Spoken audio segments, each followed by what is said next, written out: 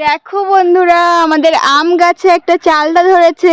তো সেই চালটাকে আজকে আমরা মাখা করব।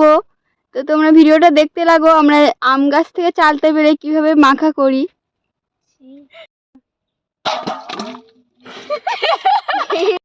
তো চালটাকে ভালোভাবে ধুয়ে নিয়েছি, এবারে এটা একটু ছাড়িয়ে নেব।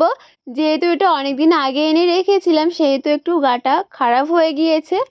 তো কোনো ব্যাপার না, সেটাকে ফেলে দিয়েছি, দিয়ে একটু ভালোভাবে ছাড়িয়ে নেব। তো এইসব চালতা কিংবা কোনো টক জিনিস সবারই খেতে ভালো লাগে, সবারই প্রিয় একটা জিনিস। তো কার কার চালতা মাখা খেতে ভালো লাগে কমেন্টে বলে যেও। তো চালতা আর যেগুলো মশলাপাতি যেগুলো দেব চালতাতে, সেগুলো সব নিয়ে উপরে চলে এসেছিলাম। আর দেখো, কাটছিলাম আর আমার পাশ দিয়ে ওরাও যা বকর বকর করছিল না, আমারই হাসি পেয়ে যাচ্ছিল।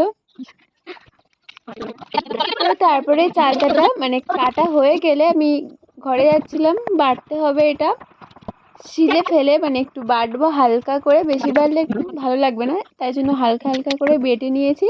তারপরে ঘরটা বন্ধ করে চলে যাচ্ছি ছাদে।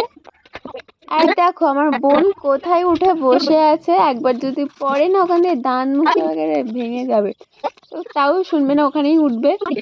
আর দেখো তারপরে সব নিয়ে চলে এসেছি। আর এই যে কি কি দিয়েছে, ভিডিওটা যেহেতু একটু আগের ভিডিও, 1-2 দিন আগেকার, মনে পড়ছে না ঠিকঠাক। তো যাই হোক, খুব ঝাল লেগেছিল।